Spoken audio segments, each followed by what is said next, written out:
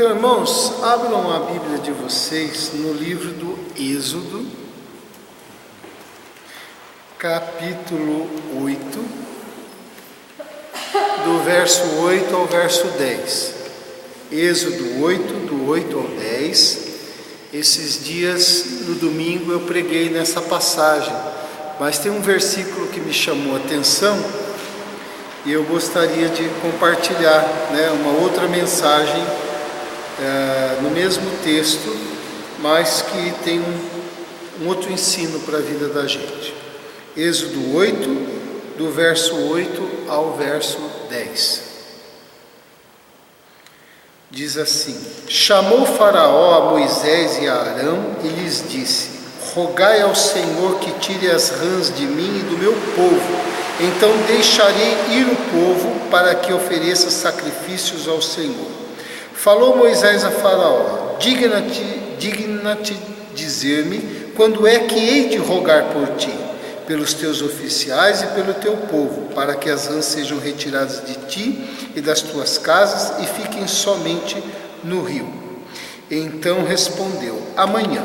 Moisés disse: Seja conforme a tua palavra, para que saibais que ninguém há como o Senhor nosso Deus. Ninguém há como o Senhor nosso Deus.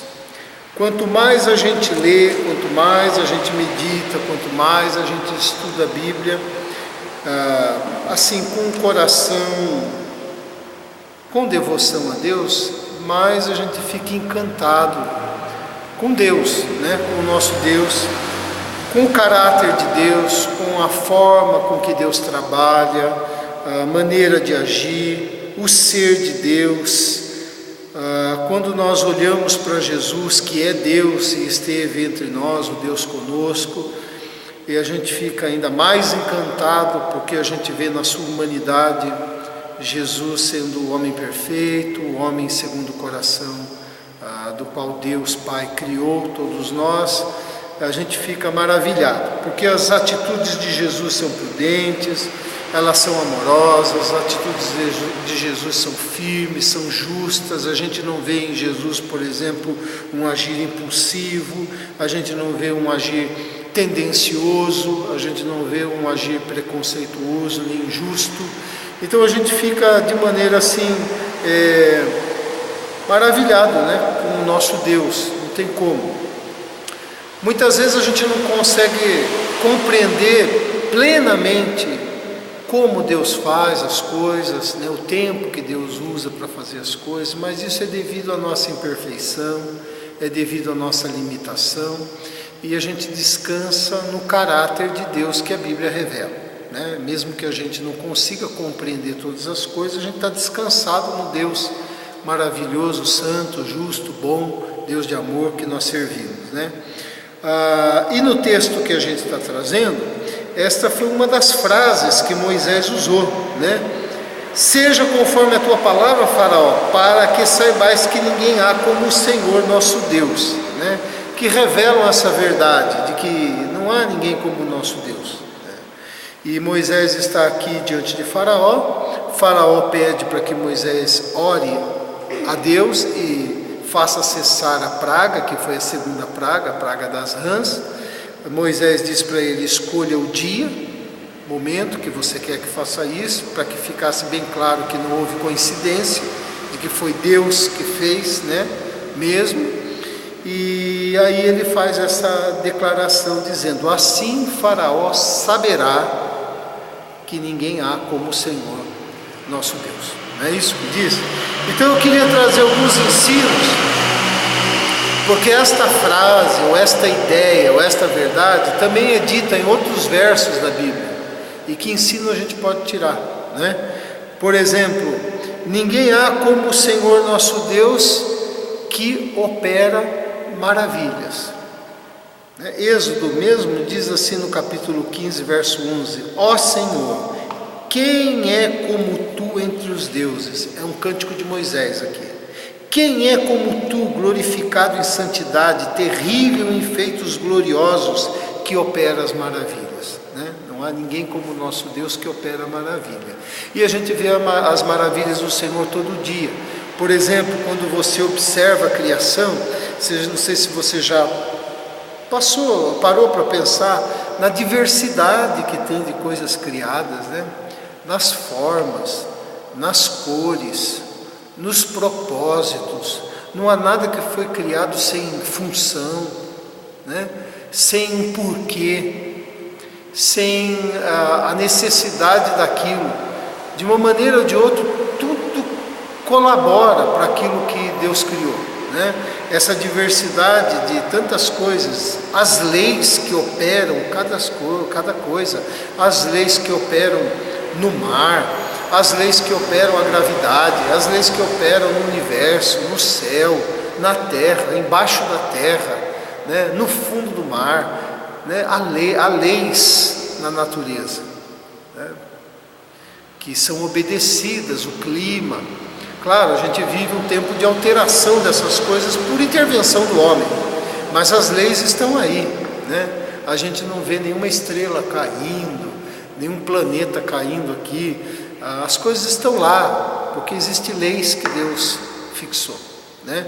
Então, se a gente vê maravilha, por exemplo, em Deus presidir os nascimentos, né? Filipe está completando mais um ano de vida, mas o Salmo diz que o Senhor nos formou no ventre da nossa mãe. O Senhor preside os nascimentos. Diz o Salmo que o Senhor preside até o parto das corças no meio da floresta, né? Nós vemos as maravilhas de Deus respondendo nossas orações. Você certamente colecionou muitas orações que você pediu a Deus, clamou a Deus, muitas vezes pensou naquilo, muitas vezes sem força para orar por aquilo, mas pensou, e você viu a resposta, tem um testemunho a dar. A maravilha do perdão de Deus. Quantas e quantas vezes a gente pisou na bola, continua pisando, mas Deus não desiste, né? A misericórdia dele, a graça dele, o perdão dele sobre a nossa vida, o que Deus realiza dentro de nós, mudanças no nosso pensamento, mudanças na nossa maneira de sentir, mudanças no nosso coração. Levantamos determinados a fazer uma coisa movido pela raiva, pelo senso de injustiça, mas depois Deus muda aquilo e a gente percebe que foi muito melhor aquela mudança, né? Foi muito melhor o silêncio que eu guardei, foi muito melhor eu não ter feito o que eu pensei em fazer. A gente tem essas coisas dentro da gente, sem falar dos milagres, né? Milagres, cura, tantos outros milagres. A conversão é um milagre maior na nossa vida, né? Então Isaías diz assim: também isso procede do Senhor dos Exércitos, Ele é maravilhoso em conselho, grande em sabedoria. Então, ninguém há como o Senhor nosso Deus que opera maravilhas. É só olhar para a nossa vida, né? Talvez a gente possa puxar do lado uma folha de sulfite, uma folha de caderno, e se você pensar em tudo aquilo que na sua vida causa maravilha, tudo aquilo que é uma maravilha e que Deus fez, né? A gente vai ter muita coisa para escrever, né? Olhando a nossa caminhada.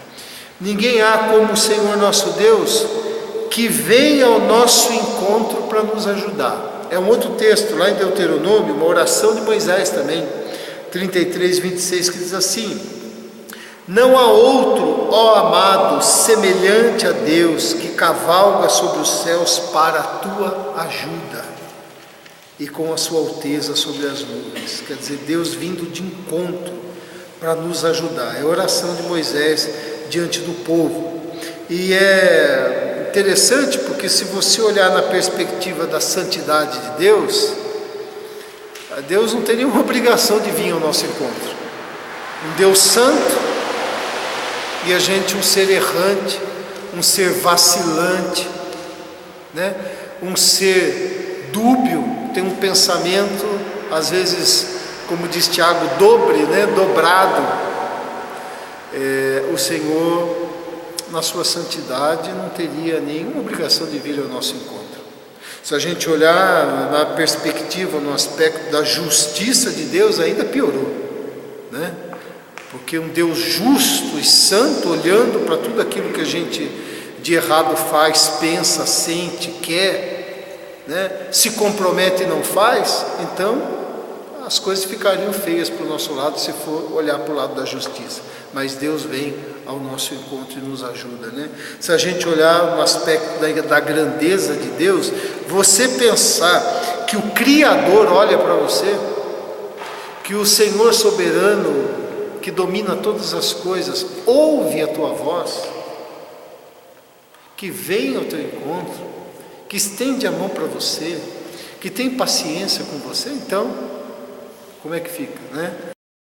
Pensando em termos de obrigação, Deus não tem nenhuma obrigação com a gente, nenhuma, porque Deus nos criou e nos dotou de tudo aquilo que a gente precisa para viver, mas apesar disso, Ele se compromete com a gente, compromete em ajudar, compromete em responder oração, compromete em não permitir que os nossos pés vacilem.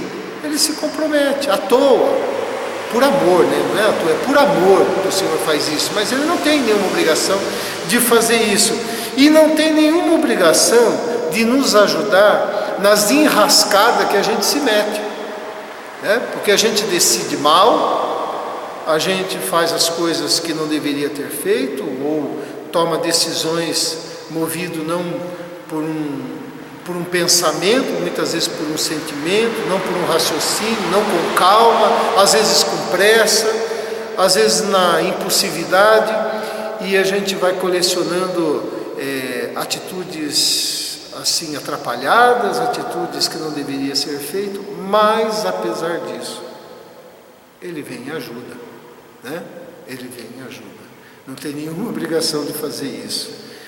Isaías diz assim: porque desde a antiguidade não se ouviu, nem com o ouvido se percebeu, nem com os olhos se viu Deus além de ti, que trabalha para aquele que nele espera.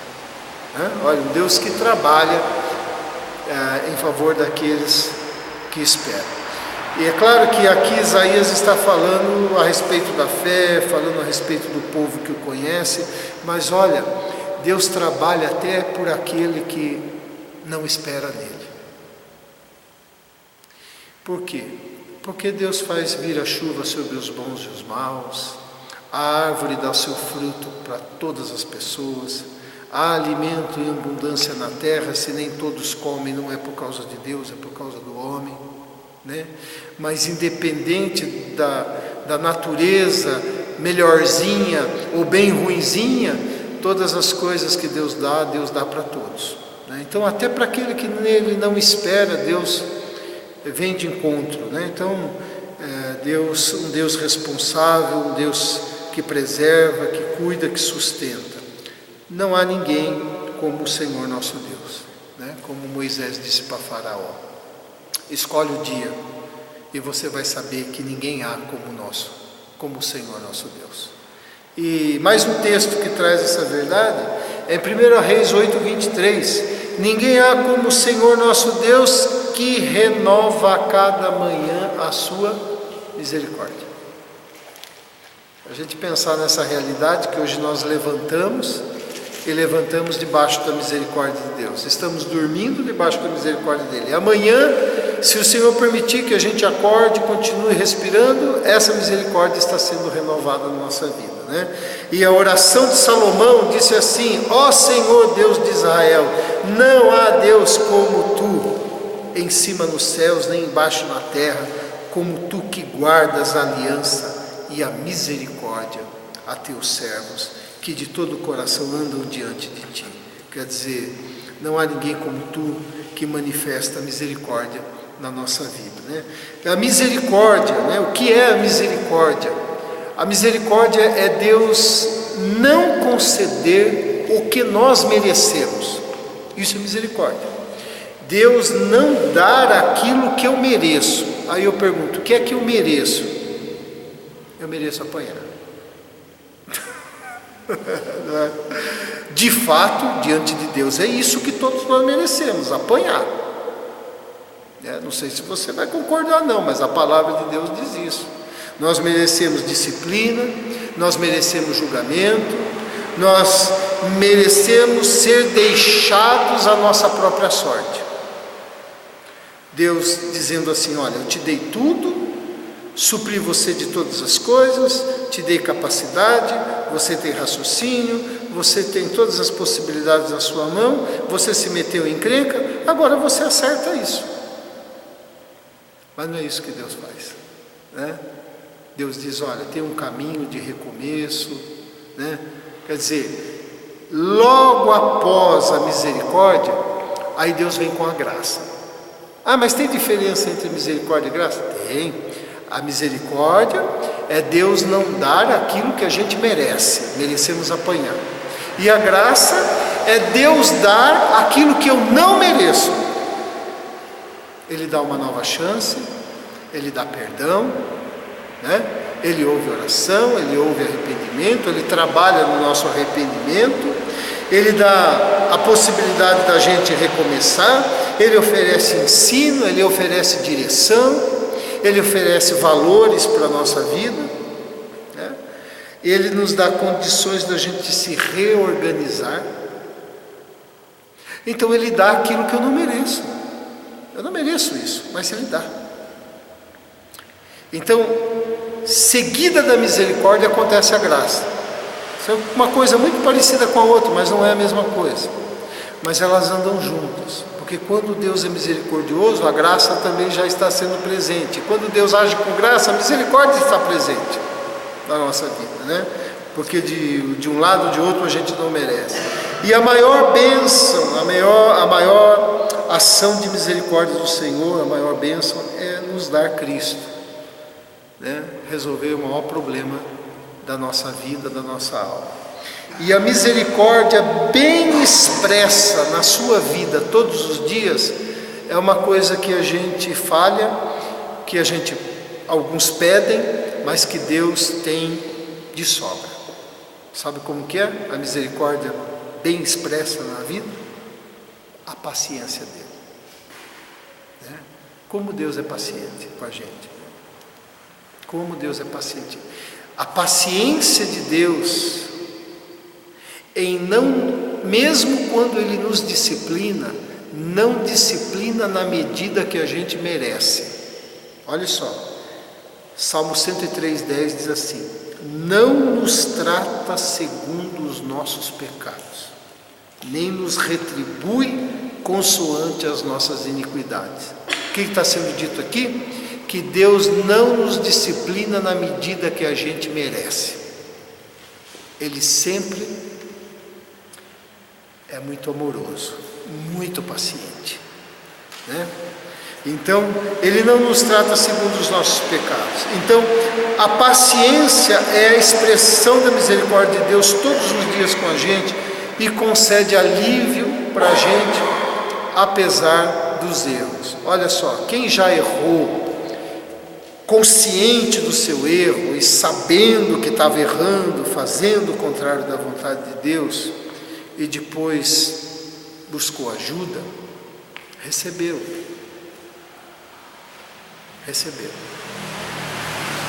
E Deus abreviou e Deus deu alívio, né? É claro que o abuso da paciência e da misericórdia de Deus revela um defeito muito grande da gente, né? Abusar da paciência de Deus é até uma imprudência enorme na nossa vida. Mas aqueles que não abusaram assim conscientemente, mas erraram conscientemente, também já provaram de como Deus é paciente, né? Então, ninguém há como o Senhor nosso Deus, que renova a sua misericórdia a cada manhã. Você quer ver? Ninguém há como o nosso Deus que renova a misericórdia todas as manhãs. Nós, muitas vezes, não renovamos a nossa misericórdia para com as pessoas todas as manhãs, né? Agora, Deus que é Deus renova, eu que não sou nada não renovo, eu estou querendo ser o quê? Maior do que Ele? Então por isso que vem a palavra do Senhor para a gente renovar a nossa misericórdia, porque nós vivemos debaixo disso, Todos os dias você se levanta debaixo da misericórdia e a gente se acha no direito de não renovar isso na vida de alguém. É não conceder aquilo que aquela pessoa realmente merece. Mas aí a gente arruma um jeito dela pagar bem direitinho, né? Aquilo que ela fez, ou pelo menos fica a intenção no coração, né? Não pode, né? Então, ninguém há como o nosso Deus, foi a verdade que Moisés disse para Faraó, dando oportunidade de Faraó cumprir a palavra dele de dizer: eu vou deixar o povo ir e servir a Deus. Quando as coisas aliviaram, Faraó se endureceu. Infelizmente, às vezes a gente age da mesma forma, busca, chora, clama a Deus. Quando as coisas dão uma melhorada, a gente dá aquela relaxada. Mas o Senhor, na graça, foi lá antes conversar com o Faraó. Moisés dizendo: olha, se você deixar o povo ir, as coisas não vão acontecer. Então ore a seu Deus que cesse essa praga. Escolha o dia, amanhã. Então eu vou pedir ao Senhor e as coisas vão acontecer conforme estão pedindo. Deu uma aliviada, ele endureceu o coração por 10 vezes. Não foi? Então, não há ninguém como o nosso Senhor, que dá tanta oportunidade na nossa vida. Isso nos alcança todos os dias. Ninguém há como o nosso Deus, que opera maravilhas, e a gente é testemunha disso todos os dias, como hoje você foi testemunha da maravilha do Senhor na sua vida, né? Ninguém há como o Senhor, que vem ao nosso encontro e nos ajuda, e a gente coleciona encontros de salvação. De quantas coisas Deus já nos salvou, coisas que nós sabemos e nem sabemos, colecionamos, né? E ninguém há como o nosso Deus, que renova a misericórdia dele na nossa vida. Hoje a gente está aqui, não é porque a gente é bom, é porque o Senhor renovou a misericórdia dele, né? Porque se Deus dissesse: olha, minha paciência chegou no limite com você, nem sei o que estaria acontecendo, né? Mas graças a Deus, Deus não age assim, age em amor, né? Então, essa mensagem que eu queria deixar no seu coração é para despertar a sua devoção ao Senhor, o seu amor, a sua gratidão, e renovar o seu compromisso com Ele, porque ninguém há como o Senhor nosso Deus. Amém? Vamos orar. Senhor, nós te glorificamos, nós oramos, nós te agradecemos, nós declaramos ao Senhor com a nossa boca, o nosso coração, nós reconhecemos aqui que o Senhor é incomparável. Ficamos encantados, maravilhados com a maneira com que o Senhor manifesta misericórdia, graça, favor, bondade, amor, socorro, vindo ao nosso encontro, Senhor, louvado seja o Senhor, operando maravilhas, renovando, Senhor Deus, coisas boas na nossa vida. Muito obrigado, Senhor. Nós só temos a te agradecer e ficar constrangidos no nosso coração a nos comprometermos voluntariamente em amor com o Senhor, não por troca, não por medo, não por interesse, mas por constrangimento de tanto amor que o Senhor tem pela nossa vida. Muito obrigado, Senhor. Não queremos abusar do Senhor, mas queremos corresponder em amor o teu amor. Ó Senhor, desperta em nosso coração, aviva a nossa alma, ajuda-nos, Senhor, coloca vigor em nosso coração, para que a gente possa, Senhor Deus, renovar o nosso compromisso contigo. A partir de hoje, a partir desse instante, sem adiar nenhum momento, sem fazer como o Faraó fez, deixando para amanhã aquilo que ele poderia fazer naquele momento. Senhor, nós te agradecemos e renovamos o nosso compromisso contigo em nome de Jesus. Amém. Amém. Deus abençoe.